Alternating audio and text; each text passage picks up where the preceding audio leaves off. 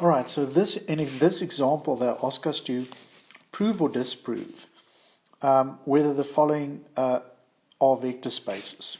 Okay, so the first one there is they take V to be the set of ordered pairs of real numbers, okay, and they define addition and scalar multiplication as follows. So given two vectors U and V and a scalar K, this is how they define addition. Adding two vectors pretty much means you add their x components together and you make the y component 0. And scalar multiplication works the usual way. You take each component and you multiply it with a scalar. Now the question is this set V a vector space or not? For us to establish whether it's a vector space or not, we need to run through all our axioms. To prove it's a vector space, we need to show that all my axioms hold. And to prove it's not a vector space, I need to show that at least one of the axioms fail. So let's go back to our axioms page. Okay, now I'm looking through my axioms here. I'm looking at axiom 4. Axiom 4 is an axiom of particular interest for me. And that is the zero vector axiom. So in other words, the question is, is there a zero vector in V? How do I establish this? For me to establish that V has a zero vector, the zero vector has the property that if you add that vector to any vector U, you get the vector U back. So now the question is, does this V space, does it have such a vector? And that's what we're going to establish just now, whether it is the case or not. Okay, so let me make the following claim. I'm actually claiming, and again this takes a bit of practice to do. I'm claiming that V is not. I'm claiming that V is not a vector space. Okay. So how do I prove this? Let's use contradiction. Let's assume that it is a vector space. So you assume to the contrary. You assume to the contrary that V is, in fact, it is a vector space. Okay. Thus, we know that all my axioms hold. So axiom 4 holds. So therefore, V has a 0. It has a 0 vector. Okay, let's call this 0 vector. Let's call it, I don't know what it is, but let's call it that. Okay, so now let's take vector U to be a specific vector. Let's call it 1, 1 and see what happens. Okay, now we know that axiom 4 holds. So this vector, so it has a 0 vector. So now what's the property of the 0 vector? Let's take U and we add it to the 0 vector. Now according to my law, we take the vector 1, 1 and we add it to the vector W1, W2. Okay, now according to my law, this works as follows. What you do is, what is the rule? Axiom 4 says that if you add the 0 vector to any vector U, it's the vector U. Okay, so that sum has to be the vector U for it to be the 0 vector. Okay. Okay, so this part here is what we have, but I want to just look at that part there, okay, which is this part here. Okay, right? So let's work on that individually and see what happens there. Now, how does my addition law work? My addition law works as follows. What you do is you add 1 to whatever that component is, W1, and then you make the other component 0. Okay, now we said that that U is 1, 1. Okay, so U is that vector there. Remember we said it. We said it from here. Okay, we defined it originally. So now, what if we look at this chain here? Now the question is, can this vector be equal to that vector? Well, if you compare these entries, if you compare these entries here, those two entries there, you can never have equality between those two vectors, okay, because the y components are not the same. So those two things are not equal, okay? They're not equal. From basically from our previous work, from this whole statement here, you can replace this with that, okay? So from there you have to have, for this to be the 0 vector, you have to have that equal to U, and we know U is equal to 1, 1. But we said here that you cannot have equality between the two, so therefore you get a contradiction. It's simply just not possible. Okay, so this is impossible. This is impossible. Okay, so you get a contradiction because you're getting two vectors that need to be the same, but it's impossible for them to be the same. It follows that axiom 4. It follows that axiom 4. Axiom 4 fails. So what does that mean? It means this vector space cannot have a 0 vector. It cannot have a vector, a 0 vector that satisfies that property, the given property. So axiom 4 fails. V is not a vector space. V is not. It's not a vector space. It can never be a vector space. Okay. Okay, the next problem, we take V to be the set of all positive real numbers, okay, and we define addition and scalar multiplication as follows. So your vectors are real numbers, positive, and for k is scalar. How do you add them? You add them by basically taking their product. And how do you take scalar multiples?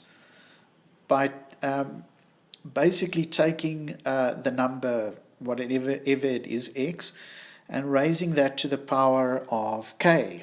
So that's how scalar multiplication works, and that's how addition works. So now the question is V a vector space under these two operations? So these are your rules that you have to follow when it comes to scalar multiplication. That's your rule, that's your first rule, that's your second rule. These are the rules that we need to follow. So now, is this a vector space, yes or no? If you want to show it's a vector space, we need to show it satisfies all your axioms. If we want to show it's not a vector space, we need to show at least one of the axioms fail. And that's exactly what we're going to do. So let's go back to our axiom list. Okay, so I'm going to look at my first axiom there. Axiom 1. Does this axiom hold?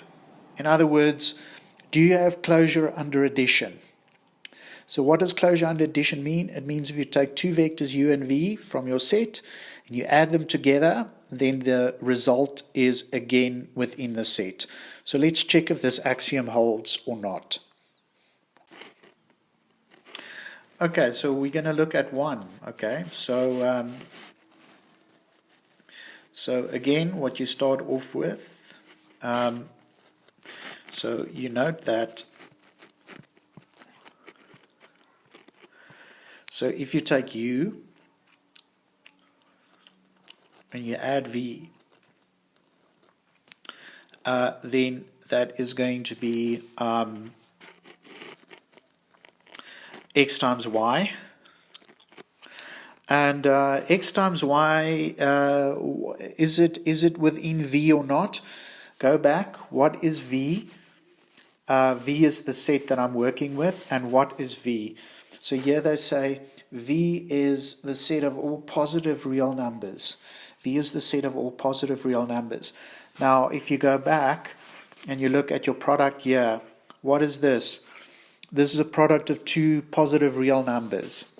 So x times y is going to be positive and it's going to be a real number. So therefore, that is clearly in V. So you could say closure holds. Okay, so it's closed. So closure holds.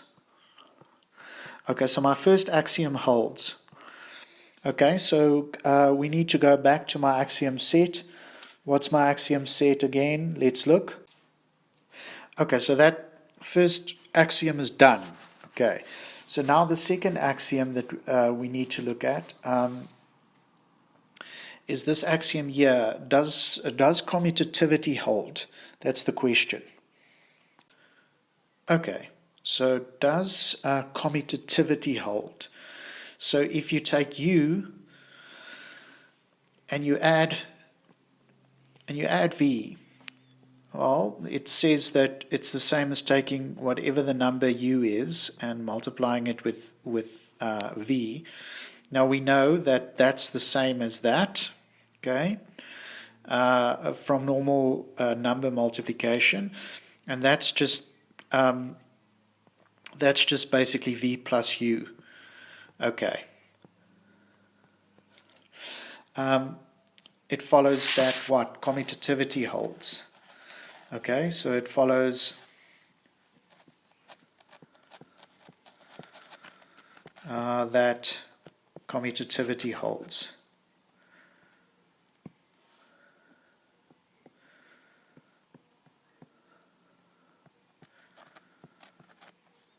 Commutativity holds. Okay, so the second axiom, it's clear that the second axiom holds. Okay, going back to our axiom set, there we go, that one is done, it's verified. The third one is we need to check that associativity holds. Okay, so we need to check that associativity holds. Okay, so to check that associativity hold, I just want to take a third vector. Okay, so let's let W be the vector Z, okay, where Z is a positive real number. So let's check that, in fact, the third axiom holds.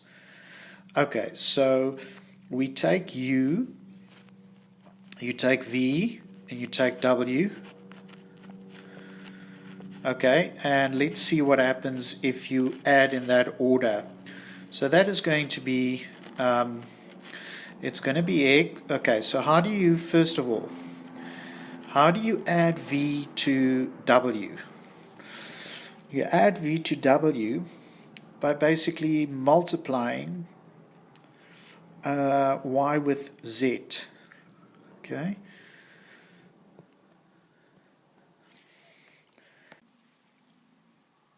Okay, so you multiply Y with Z, and then how does it work then? How do you add U with the vector V plus W? Is you multiply. So that's going to be X, Y, Z. Okay, now we know number multiplication is the same as associativity holds. So we can group x and y together and then group that with z. Following on, we've got that you can add u and v. That's the same as adding u and v, right? And multiplying that with z, and then again you can write that simply as adding that to the vector w. Okay, right, so associativity clearly holds under vector addition, so axiom 3 holds. Okay, so axiom 3 holds, that one is done. Now we need to go to axiom 4 and see if that holds. So axiom 4 is the zero vector axiom. So does this set V, does it have a zero vector? And if it has a zero vector, what does this vector look like? So we need to prove now that either there isn't a zero vector or there is a zero vector. And if there is a zero vector, we need to determine what it looks like. So when it comes to showing that a set is a vector space, to show all the other axioms from 5 onwards, you need to, it's pointless to start at axiom 5 because axiom 5 relies on what the zero vector is. If you don't know what the zero vector is, you cannot continue. So before you do any other axioms, you tend to look first for the zero vector, and then you can move on to other axioms. So let's see if there is a zero vector. Okay, so let's carry on. We are going to basically to axiom 4 now. Okay, let's see if this holds.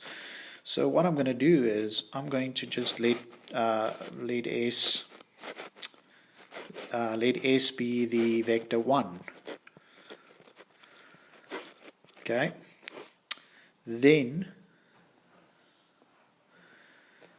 so if you take u, okay, and let's add the vector s to it, that is going to be, it's going to be x times 1, okay, and that is going to be, you can also write it as 1 times x, and that is going to be again the vector s plus u. Okay, now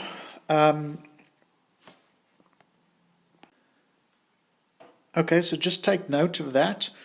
If we take that away and we basically just see that we have that relationship there, okay, then what else do we know? What else do we know? We know that I just want to fix that there. We know that, and we know that these things are the same. But what do we know about this? What do we know about that? Okay, what do we know about that? That is x. Okay, and what is x? X is just the vector u. All right.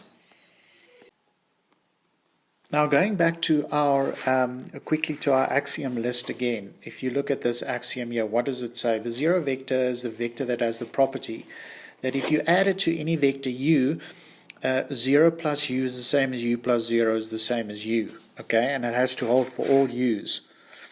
So going back to the original here you see that if you add s to u, okay, that is the same as adding s to u first, okay, and that's the same as the original vector u. So so basically it is clear that in fact it is clear,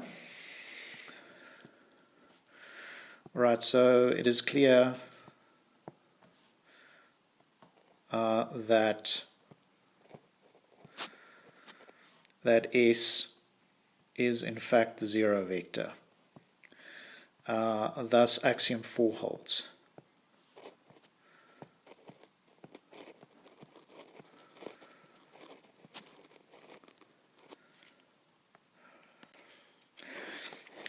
thus axiom 4 holds.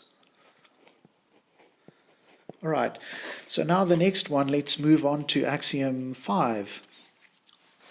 Let's move on to axiom 5. So there, if you look at axiom 5, let's look at that. Axiom 5 there, there again, for each vector u and v, there is an element minus u and v, such that if you add u to minus u, it's the same as adding minus u to u, and that gives me the 0 vector.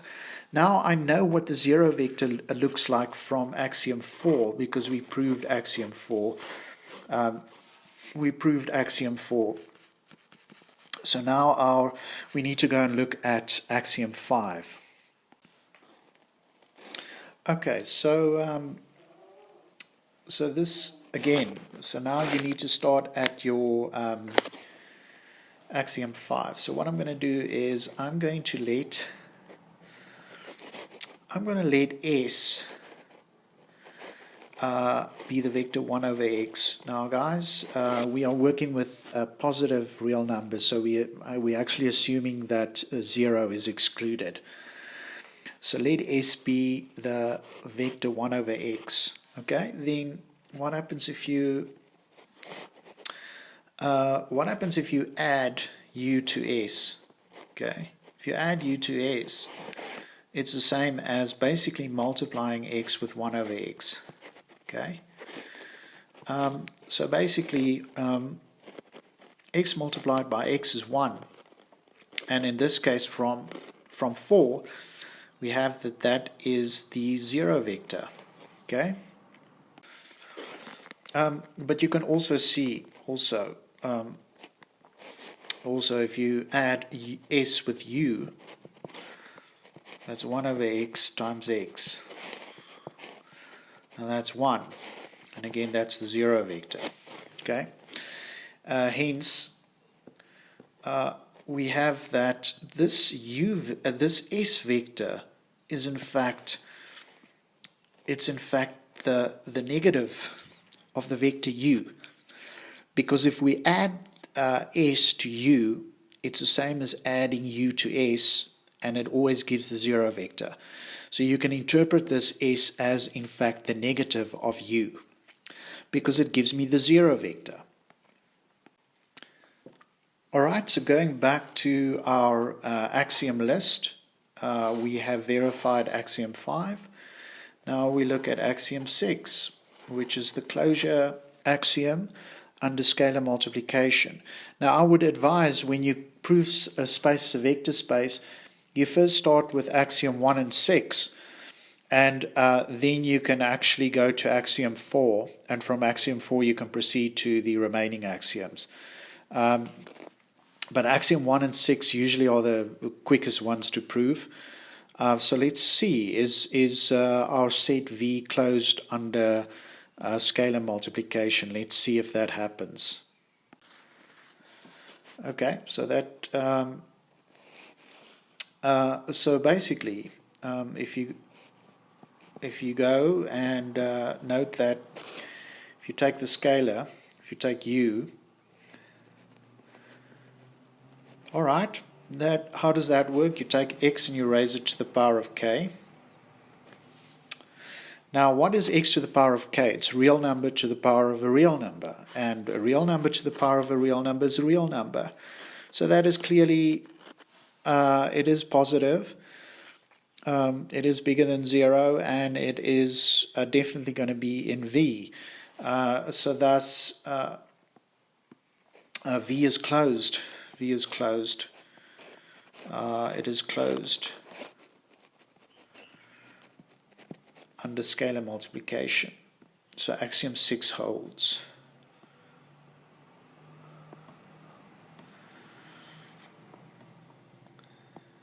Okay, so axiom 6 definitely holds. All right, so we've verified our axiom there. So now we need to go and look at axiom 7, which is the distributivity axiom. All right, so does that distributive law hold? All right. So, all right. So basically, let's investigate that. All right. Okay. So, so it is clear that if let's take the scalar and we multiply that with the vector u plus v. Okay. Now, okay, so that is the same as how do you add two vectors? You multiply them together, okay? And how does scalar multiplication work? Basically, you take whatever you have as the vector and you raise it to the power of k. Now, we know that that is, by exponent laws, that is xk. yk. All right, and that is basically that's the same as the vector xk that you add to the vector yk. Okay, and that is basically the same as the scalar multiple of the vector u plus the scalar multiple k of the vector v.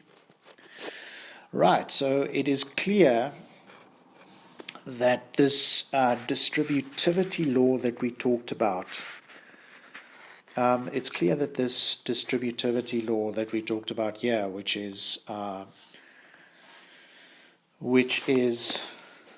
that law, it is clear that that holds. Okay, so we've got that one down. So let's look at Axiom 8. So Axiom 8 is again a type of a distributive law. So let's look at that law there. All right. All right. So again, right. Let m be a scalar. Okay. Let that be another scalar. All right. Then, if you look at 8, so what are we doing? We're taking k, we're adding that to the scalar m, and we're multiplying that with a vector u and see what happens there.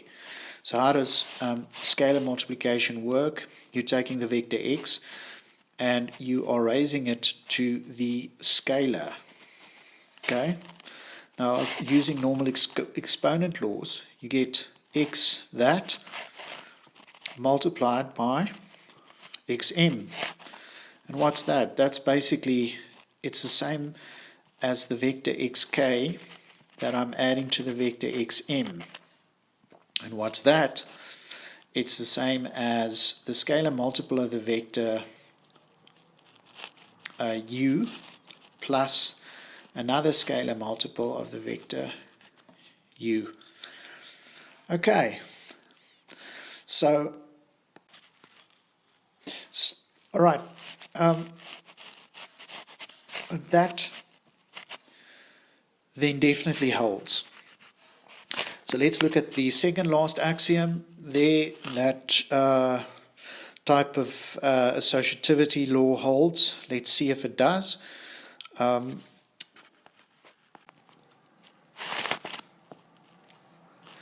Okay. Right. So if you look at k, when you multiply that with a scalar multiple of the vector u, mu, that is going to be k. What's the scalar multiple of u? It's basically going to be x to the power of m. Okay. Now, from scalar multiple laws, that's going to be x to the power of m. And you're going to raise that to the power of k. That's how the scalar multiplication law works. So that's going to be x m k. But that is just mk according to my scalar multiplication rules. right, let me just fix that. That's going to be MKU. Right, going back to our axiom list, that clearly holds because we've shown that is equal to that. Now, the last one is the law, the 10th law, which is this rule there. So you take 1 to be your scalar, and you need to verify that equality holds. All right, so let's go to the 10th axiom. So if you take 1 and you multiply that with a vector u, that is same as the scalar multiple of that vector. Okay, and that we know by exponent laws is just x, and x we know is u. Okay, so basically axiom 1 to 10 hold, axioms 1 to 10 hold. All right, so V is in fact, it is a vector space. It is a vector space. All right, so V is a vector space because every axiom has been verified, and it's been verified for all vectors U, for all vectors U and V and W.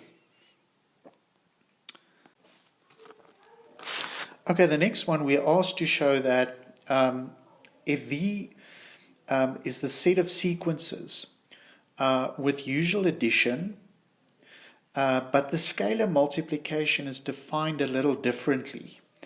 Specifically, they define the scalar multiplication operation as given this vector here and given k scalar, you define the scalar multiplication as follows. You take each component of u and you multiply it with negative k. Okay, so that is how the scalar multiplication works there. So we are asked to verify whether or not this is in fact a vector space. And how do we verify that it's a vector space? We need to run through all our axioms and show that our set satisfies each one of the axioms. So let's go back to the axiom sheet. So there's our axiom sheet. And what I want to look at, axiom 10. Axiom 10 holds, well, axiom 10 is basically, remember that these axioms, axiom 1 up until 10, has to hold for all vectors in your set. Right, so for any vector u, the scalar multiple 1 of u, 1 times u, has to equal u, and it has to be true for all vectors u. So now the question is, does it satisfy this axiom? That's the question, and let's see if it does. Okay, so what I'm going to do is I'm going to take a vector u. I'm going to choose my vector as the vector that's got 1 as each one of its components. Okay. All right, and then now I'm going to look at the actual axiom. So you're going to take 1u. How this works is you take negative of 1 times 1, negative of 1 times 1,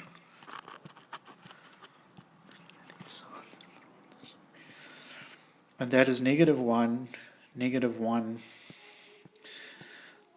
Okay.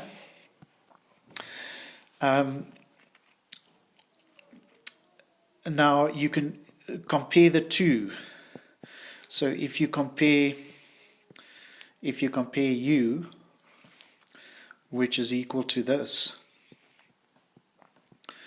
all right, then if you look at negative 1, which is basically this vector here, which is according to my scalar multiple law. Now the question is, if you were to compare those two vectors there, can you say that these two are equal? Well, they are not equal to one another. All right, so basically, right, hence, you can clearly see that u is not equal to 1u. Okay, so axiom 10.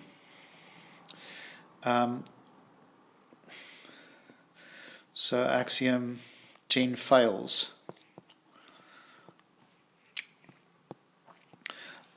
V is not a vector space. It's not a vector space under the given operations. It's not a vector space.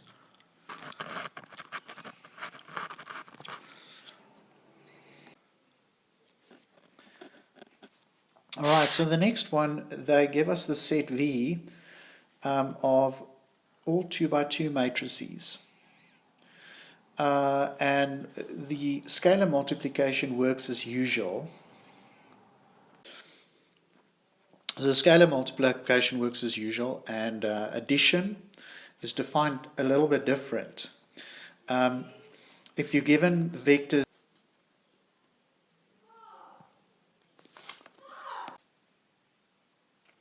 all right, so you take the vector u, which is basically this 2 by 2 matrix, and the vector v, which is that 2 by 2 matrix, and this is how you add them.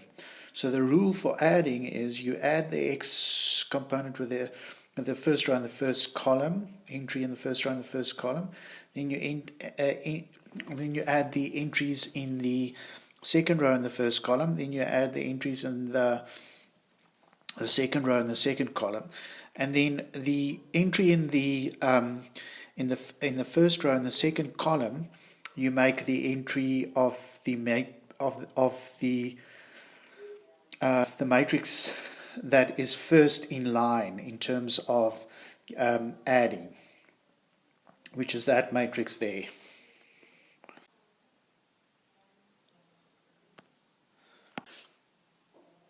Okay, let's go back to our page of axioms and see if we can find an axiom, or see if we have to go through all the axioms to prove that it is a vector space. Okay, so now it takes some practice to check these axioms quickly. What I'm going to do is I'm going to look at that axiom there, the commutativity axiom. So does this set V of 2 by 2 matrices, does it satisfy the commutativity property? That's the question.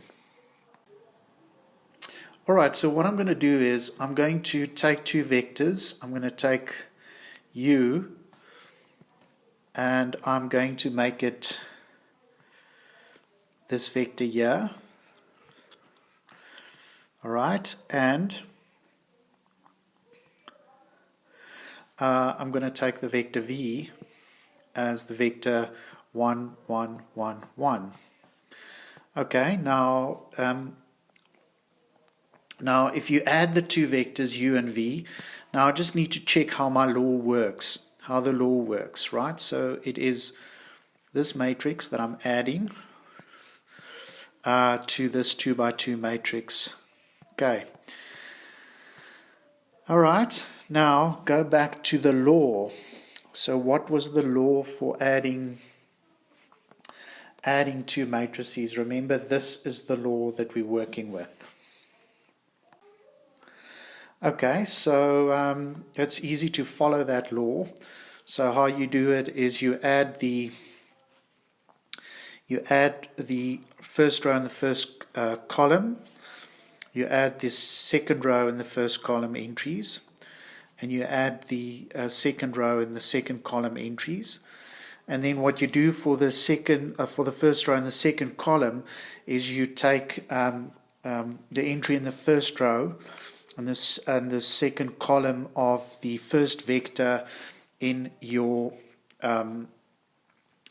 sum, which is this one here. Okay, so that is going to be the entry 0. So that then basically gives you the matrix 2, 2, 0, 2. Okay, now if you take it the other way around, right, so then you get the matrix 1, 1, 1, 1, and you're adding that to the matrix 1, 1, 0, 1. Okay, and again, following the same law, you add these entries, you add that entry with that entry, you add that entry with that entry, you add that entry with that entry, okay? And then basically you make the entry in the first row and the second column, you make that the entry in the first row and the second column of your first vector in your sum, which in this case is 1, okay? Okay, and that is then basically the matrix 2, 2, 1, 2. Okay, so from there, what can we say? So remember we calculated this according to our law, which is this matrix here.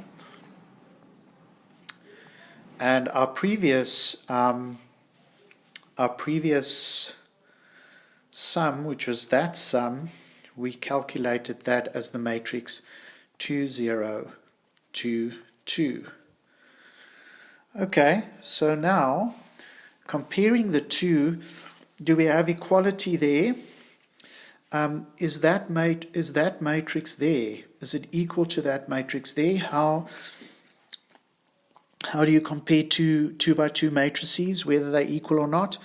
Well, clearly this entry here is not the same as that entry there. That entry there is the same as that entry, and that entry is the same as that entry. Okay, so basically you can see that these two matrices are not the same, so therefore V plus U is not the same as U plus V. Okay, so what is the moral of the story? So basically, as V plus U in this special case is not equal to U plus V, we have that axiom. So axiom 2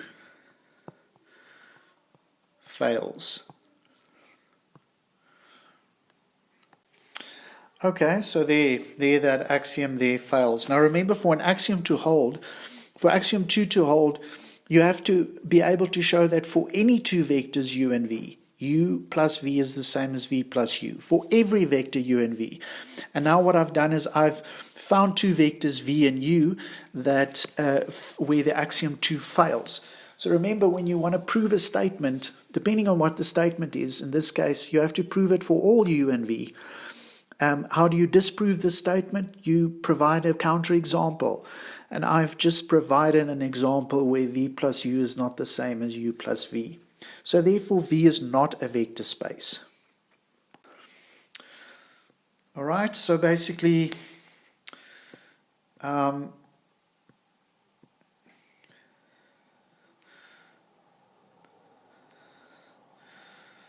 V is, it's not a vector space.